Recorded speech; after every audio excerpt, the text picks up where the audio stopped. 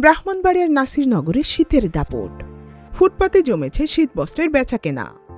বিস্তারিত দেখুন নাসিরনগর থেকে ক্ষমা জায়েদ হোসেনের প্রতিবেদনে। অগ্রহায়ণের শেষ দিকে তাপমাত্রা নামতে শুরু করায় ব্রাহ্মণবাড়িয়ার হাওয়া বেষ্টিত নাসিরনগরে শীতের আমেজ বেড়েছে।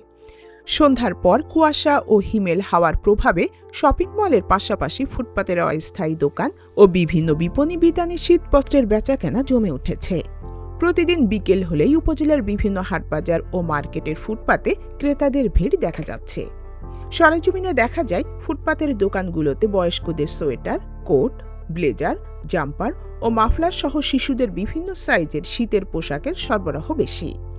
হকাররা হাঁকডাক করে পণ্য বিক্রি করছেন। স্থানীয়রা জানান, তুলনামূলক কম দামে প্রয়োজনীয় শীতবস্ত্র পাওয়া যাওয়ায় স্বল্প আয়ের মানুষজন ফুটপাতে বেশি ঝুঁকছেন। দাম যাচাই করে দেখা যায়, মেয়েদের সোয়েটার মানভেদে 200 থেকে 400 টাকা, ছেলেদের জ্যাকেট 300 থেকে 500 টাকা, শিশুদের পোশাক 50 থেকে 400 টাকা, মাফলার 40 থেকে 150 টাকা এবং গরম টুপি 50 থেকে 100 টাকায় বিক্রি হচ্ছে। বিভিন্ন সাইজের কম্বল 300 থেকে 500 টাকার মধ্যে পাওয়া যাচ্ছে। উপজেলার ভাসমান দোকানিরা জানান, কয়েকদিন আগে শীতবস্ত্র সাজিয়ে বসলেও বিক্রি কম ছিল।